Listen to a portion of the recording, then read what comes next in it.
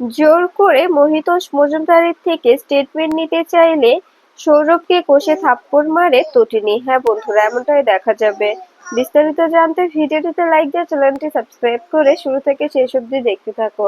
গল্পের শুরুতেই দেখা যাবে বাবিন সঙ্গের দল দেখে ভয় পায় আর প্রচন্ড দৌড়তে থাকে। এরপরে দেখা যাবে পরশুরামও বাবিনের পিছু পিছু দৌড়ায়। এক পর্যায়ে গিয়ে বাবিনকে ধরে ত্রিশূলের নিচে ফেলে দেয় পরশুরাম। এরপরে বাবিন বলতে থাকে, কে আপনি? এভাবে আমাকে কেন মারছেন? তখনই পরশুরাম বলে, আমি কে সেটা পরে জানতে পারবি, এখন তোর জানার কোনো কোনো প্রয়োজন নেই। এরপরে দেখা যাবে বাবিন বলতে থাকে, আমি আমি ছাড়বো না, আমাকে আপনি কোনো ক্ষতি করতে পারবেন না। এরপরে দেখা যাবে পরশুরাম বলে, আমি কোনো ক্ষতি করতে পারবো কি পারবো না সেটা পুরোটাই আমার আমার ডিসিশন, তোকে আমি কোনো কথা বলতে বলিনি। এরপরে বাবিনকে মারলে বাবিন জ্ঞান হারিয়ে ফেলে। তখনই পরশুরাম ত্রিশূল ধরে একটি ছবি তুলে নেয় আর বলতে থাকে, শুধুমাত্র তোকে আমি এখন মারলাম না, কারণ যখন মহাদেব তাণ্ডব শুরু করবে ঠিক তখনই আমি তোকে মারবো, এখন তোকে আমি ছেড়ে দিলাম। এরপরে দেখা যাবে পরশুরাম বলতে থাকে, তুই তুই অনেক বড় অন্যায় করেছিস, তোকে কোনোভাবে ছাড়া যাবে না। আমি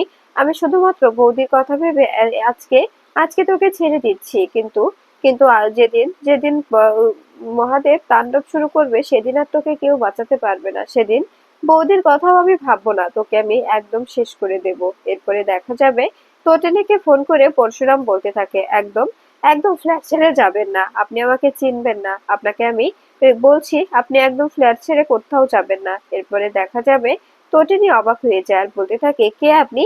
কে? এরপরে পরশুরাম ফোনটা কেটে দেয়। এদিকে দেখা যাবে কর্ণ চ্যাটার্জি বাড়িতে ফিরলে তখনই আরাধিয়া দৌড়ে আসে আর বলতে থাকে, বাবা আপনি এসেছেন? তখনই কর্ণ চ্যাটার্জি বলে, হ্যাঁ হ্যাঁ আমি এসেছি, কিন্তু আমি এসেছি তুমি কি করে বুঝলে? তখনই আরাধ্যা বলে, ওই তো গাড়ি দেখে বুঝলাম যে আপনি আসছেন, আর আপনার জন্য একটি চিঠি আছে, একজন এসে দিয়ে গেল। এরপরেই কর্ণ চ্যাটার্জি বলে, খুলে দেখো রে। তখনই আরাধ্যা বলে, না বাবা, আপনার চিঠি আমি কি করে খুলি? তখনই কর্ণ চ্যাটার্জি বলে, খুলবে খুলবে, এখন থেকে তুমি খুলবে, কারণ তুমি তো আমার মেয়ে, তুমি তো আমার পুত্রবধূ নও, তাই না? এই বলে খামটা খুলতে দেখতে পাই বাবিনের সেই ছবিটা। এটা দেখে অবাক হয়ে যায় কর্ণ চ্যাটার্জি বলতে থাকে, এটা কি করে সম্ভব? বাবিনের এই অবস্থা কে করলো? এরপরে আরাধ্যা চিৎকার করে ওঠে আর বলতে থাকে, কি হয়েছে?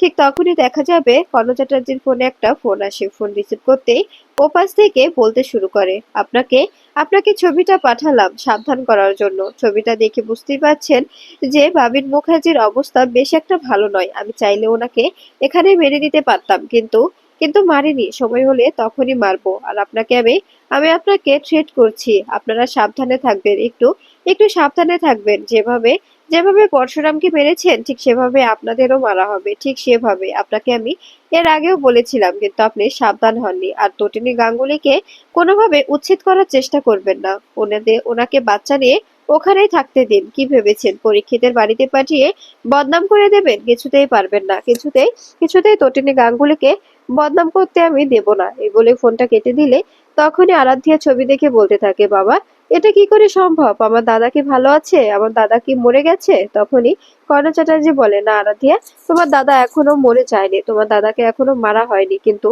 কিন্তু ও ভয় দেখিয়েছে, থ্রেট করেছে যে আমরা যদি তটিনী গাঙ্গুলির সঙ্গে কোনো কিছু করতে চাই তবে আমাদের একে একে সবাইকে মেরে ফেলবে। তখনই আরাধ্যা কথা শুনে অবাক হয়ে যায়। এদিকে দেখা যাবে ত্রিপর্ণা সহ সবাই বাবিনকে বাড়ি ফিরিয়ে নিয়ে এসে বিছানায় শুইয়ে ত্রিপর্ণা কাঁদতে থাকে আর বলতে থাকে, আমি বুঝতে পারছি না, এভাবে যদি প্রতিনিয়ত চলতে থাকে তবে কি করে আমাদের ফ্যামিলিটা সুন্দর থাকবে? আমার ছেলেটার এই অবস্থা কে করলো? কি করে হলো? ঠিক তখনই জিৎ হন্তদন্ত হয়ে বাড়িতে ঢুকে। এরপরে ভূমিকা বলে, একদম একদম ওর কাছে যাবেন না, আজকে আজকে ওর কারণে আপনার কারণে ওর এই দশা। তখনই জিৎ বলে, কি বলছো এসব?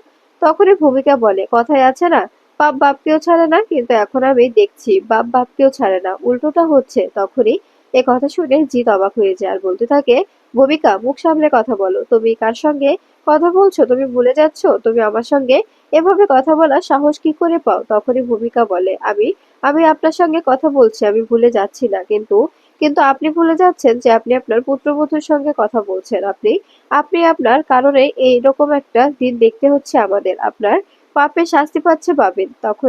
তখনই ত্রিপর্ণা বলে, প্লিজ তোমরা এসব বন্ধ করো, আমি বুঝতে পারছি না এসব কি করছো তোমরা। তখনই প্রার্থনা বলে, সত্যিই তো, ও তো নিজের পাপেরই শাস্তি পেয়েছে, তুমি তুমি ওনাকে কেন বলছো? তখনই তখনই জিৎ বলে, তোমার স্বামীর সম্পর্কে তোমার এগুলো বলতে লজ্জা করছে না? তুমি এগুলো কথা কি করে বলছো ভূমিকা? তখনই ভূমিকা কাঁদতে থাকে আর বলতে থাকে, আজকে আজকে যদি আপনার ছেলেটা মরে যেত, আপনার ছেলেটার কিছু হয়ে যেত, কি করতেন আপনি? আজকে আপনার কারণে আপনার ছেলে মরতে বসেছিল। আজকে আজকে আপনাদের কারণেই এই দিনটা আমাদের দেখতে হচ্ছে। আপনার ছেলের পুরো শরীরে ফ্র্যাকচার হয়েছে। আপনার ছেলের একটি হাত পুরো ফ্র্যাকচার হয়ে গেছে, ওর পুরো শরীরে ক্ষতর দাগ। আপনি কি ও মরে গেলে মুখাগ্নি করতেন? এ কথা শুনে জিৎ মুখার্জি হাত ওঠায় ভূমিকার ওপর। এটা দেখে অবাক হয়ে যায় সবাই। তখনই প্রাচী বলে, এসব কি হচ্ছে? এখানে সব বাচ্চারা আছে, সবার সামনে এটা কি করছো তোমরা? তখনই দীপালি হাতে তালি দেয় আর বলতে থাকে, বাহ বাহ জিৎ মুখার্জি, বাহ, তোমাকে দেখে আমি অবাক হচ্ছি। আজকে আজকে তো নিজের পুত্রবধূর গায়ের উপরেও হাত তুলতে দুবারও ভাবছো না। তুমি তো পুরো পুরো চেঞ্জ হয়ে গেছো। তোমাকে দেখে আমার সত্যিই অবাক লাগছে। ভূমিকা যে কথাগুলো বললো সেগুলো একদম সত্যি। ও এই কারণেই তোমাকে এখনো শ্বশুরমশাই হিসাবে মেনে নিতে পারেনি, তোমাকে এখনো বাবা বলে ডাকতে পারিনি। তখনই ভূমিকা বলে, হ্যাঁ হ্যাঁ, আমি এই কারণে ওনাকে এখনো অব্দি বাবা বলে ডাকতে পারিনি। যে নিজের সন্তানদেরই বাবা হতে পারে না, সে আমার বাবা, আমার শ্বশুরমশাই কি করে হবেন? তখনই জিৎ বলে, তোমার তোমার এই কথাগুলো সত্যিই আমি নিতে পারছি না। তোমার এই অবান্তর কথাগুলো তোমার কাছে রেখে দাও ভূমিকা, আর একটা কথাও বলবে না। তুমি যদি আরো কথা বলতে চাও তবে কিন্তু এবার খারাপ হয়ে যাবে। বুঝতে পারছো কি হতে পারে? তখনই এ কথা শুনে দেখা যাবে ত্রিপর্ণা বলে, আমি আমি বুঝতে পারছি না ভূমিকা, তুমি কেন এতটা বাড়াবাড়ি করছো? কেন কেন এতটা কথা বলছো? এতটা কথা বলার তো কিছু নেই। এতটা কথা বলে কেন সময় নষ্ট করছো এখানে? তখনই ভূমিকা বলে, কেন, আমি যা বলছি একদম ঠিক বলছি। আমি তো কোনো ভুল কথা বলিনি। আমি কোনো ভুল কথা বলিনি। যদি আমি ভুল কথা বলতাম তবে তবে না হয় বোঝা যেত যে আমি আমি একটা ভুল বলেছি, কিন্তু আমার কথাগুলো সবগুলোই সত্যি। আমার কথাগুলোতে কোনো ভুল নেই। এরপরে দেখা যাবে এদিকে এদিকে সৌরভ মহিতোষ মজুমদারের কাছে আসে। মহিতোষ মজুমদারকে বারবার বলতে থাকে, স্যার আপনি একটু বলার চেষ্টা করুন, আপনার আপনার বয়ান নেওয়া খুব জরুরি, আপনি কথা বলুন। তখনই স্যার বলার চেষ্টা করে কিন্তু কোনোভাবেই বলতে পারে না। এরপরে দেখা যাবে সৌরভ বলে, আমি জানি আপনার অ্যাপোনিয়া হয়েছে, কিন্তু আপনি আপনি মুখ নাড়ান, আমি সবটা বুঝে নেব। আপনাকে বলতে হবে না, আপনি শুধু কষ্ট করে মুখটা নাড়িয়ে যান। তখনই চেষ্টা করে মহিতোষ মজুমদার। তো এরপরে দেখা যাবে বলরাম সৌরভকে বলতে থাকে, কি করছিস এসব? স্যারকে কেন জোর করছিস? স্যারের তো শরীরটা আরো ক্রমশ খারাপ হয়ে যাবে, তাই না? ডক্টর বলেছে ওনাকে কোনো জোর করে স্টেটমেন্ট না নিতে। তুই কেন বাড়াবাড়ি করছিস? তখনই সৌরভ বলে, কেন রে বলরাম, ভয় পাচ্ছিস?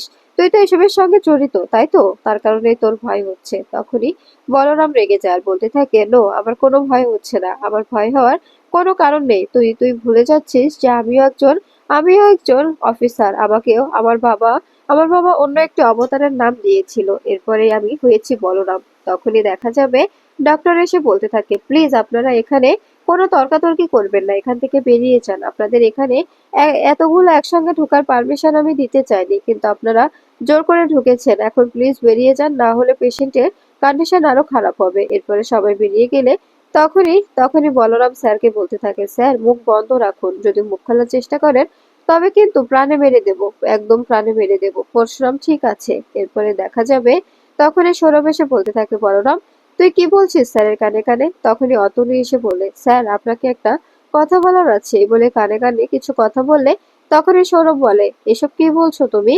তবে আমাদের এক্ষুনি যেতে হবে। কই সবাই, হারিয়ে আপ করো, তাড়াতাড়ি তাড়াতাড়ি আমাদের যেতে হবে। এরপরে তটিনীর বাড়িতে আসে আর বলতে থাকে, এই লোকটাকে দেখো তো, চিনো কিনা? তখনই তটিনী বলে, না, আমি এই লোকটাকে চিনি না। তখনই সৌরভ বলে, এই লোকটা প্রত্যেকটা জায়গাতেই দেখা যাচ্ছে। ওনাকে হসপিটালের লবিতে দেখা গেছে, হসপিটালের কেবিনে দেখা গেছে, আবার আবার অনেক জায়গায় দেখা গেছে। স্যারকে যেখানে মারার চেষ্টা হয়েছিল সেখানেও একজন বৃদ্ধা এরকমই বৃদ্ধা সেজে গিয়েছিল। তবে কি পুরোটাই কাকতালীয়? আমার মনে হচ্ছে তুমি সবটা জানো, সবকিছু। তখনই তটিনী বলে, আপনি এবার বাড়াবাড়ি করছেন। আমি আমি কিচ্ছু জানি না, কিচ্ছু না।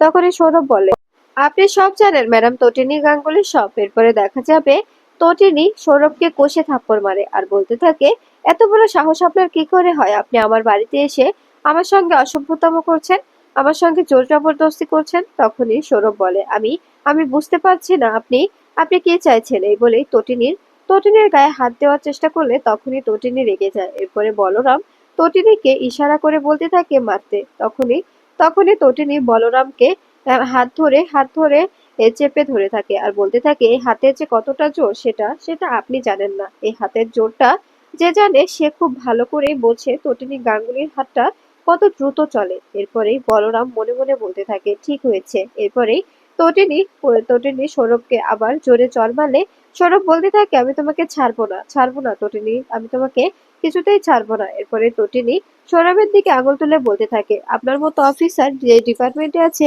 সেই ডিপার্টমেন্টের কলঙ্ক। আপনাকে সত্যি দেখে দেখে মনে হয় না যে আপনি একজন অফিসার। আপনি তো দালালের মতো কাজ করছেন। আপনাকে তো অফিসারের মতো কাজ করতে দেখা যাচ্ছে না। এরপরে মায়া বলে বস আমাদের এক্ষুনি এখান থেকে চলে যাওয়া দরকার। তখনই সৌরভ বলে মায়া ওনাকে তোলো। তখনই মায়া বলে সরি আমি আমি ওনাকে তুলতে পারবো না। এরপরে দেখা যাবে পিকু পিকু সৌরভের ফোনটা নিয়ে পরশুরামের ছবি দেখিয়ে চিনে ফেলে আর বলতে থাকে আম, আহ, মাম্মি এলো এই আঙ্কেলটা তো এসেছিল ওই যে বাসু আঙ্কেলের নাম করে সিলিন্ডার দিতে।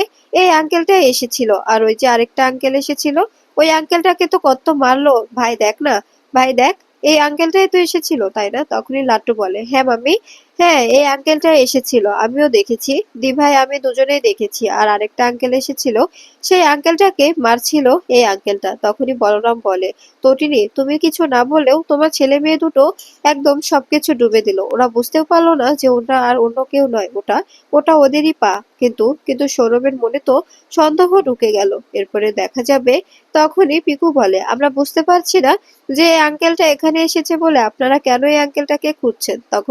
পরশুরাম বলে তখনই সৌরভ বলে তোমরা বুঝতে পারবে না মামুনি, তোমরা অনেক ভালো একটা অনেক অনেক একটা কাজের কথা বললে, আমাদের অনেক সাহায্য করলে, থ্যাংক ইউ। এরপরে দেখা যাবে তটিনীকে বলে আপনি যেটা আমাদের সাহায্য না করলেন আপনার বাচ্চা দুটো আমাদের সেই সাহায্যটা করে দিল, থ্যাংক ইউ মিসেস তটিনী গাঙ্গুলি।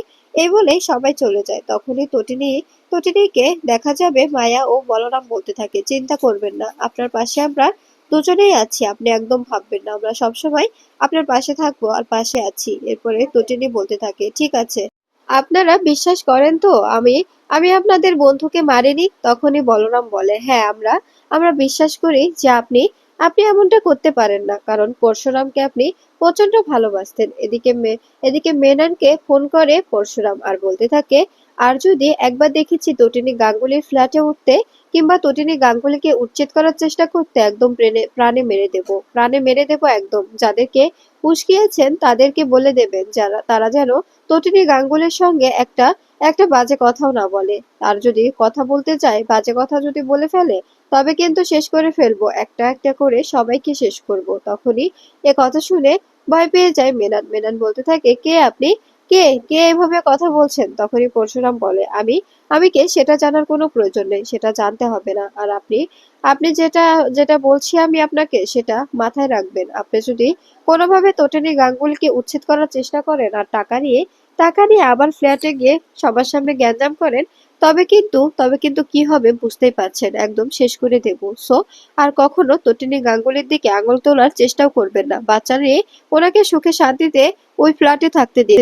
কোনোভাবে যেন ওনাদের ডিস্টার্ব করা না হয়, যদি ডিস্টার্ব করেছেন তবে বুঝতেই পারছেন কি হতে পারে। এ বলে ফোন কাটতেই তখনই মৃণাল কর্ণ চ্যাটার্জিকে ফোন করে আর বলতে থাকে স্যার এক্ষুনি আমাকে একটা ফোন করা হয়েছিল, বললো আমি যদি তটিনী গাঙ্গুলির কাছে যাই তটিনী গাঙ্গুলিকে উচ্ছেদ করার চেষ্টা করি তবে আমাকে আমাকে মেরে ফেলবে। যারা যারা এসবের সঙ্গে যুক্ত সবাইকে সবাইকে প্রাণে মেরে দেবে। আমি আমি স্যার ভাবছি আর কিচ্ছু করব না। তখনই দেখা যাবে কর্ণ চ্যাটার্জি বলতে থাকে কে ফোন করেছিল, নাম্বারটা বলো, কোন নাম্বার থেকে ফোনটা এসেছিল। তখনই মেনন বলে যদি কোনো সমস্যা হয়। এরপরে কর্ণ চ্যাটার্জি বলে তুমি যদি না বলো তবে আমি তোমাকে মেরে ফেলবো, তাই বলছি এক্ষুনি নাম্বারটা আমাকে পাঠাও। এরপরে দেখা যাবে নাম্বারটা কর্ণ চ্যাটার্জিকে দিয়ে দেয় মেনন। এরপরে ফোনটা কাটার সঙ্গে সঙ্গে সঙ্গের দল মেননকে ঘিরে ধরে। আর তখনই মহাদেব সেজে পরশুরাম বলে নাম্বারটা দিয়ে দিয়েছেন তো, এবার এবার আপনি বুঝবেন আপনার আপনার কি হয়। এবার আপনাকে আমি একদম শেষ করে দেব, একদম শেষ করে দেব। এদিকে কর্ণ চ্যাটার্জি জিৎ মুখার্জিকে বলতে থাকে আমার কেমন যেন মনে হচ্ছে পরশুরাম এখনো জীবিত আছে, পরশুরাম এখনো এখনো জীবিতই আছে।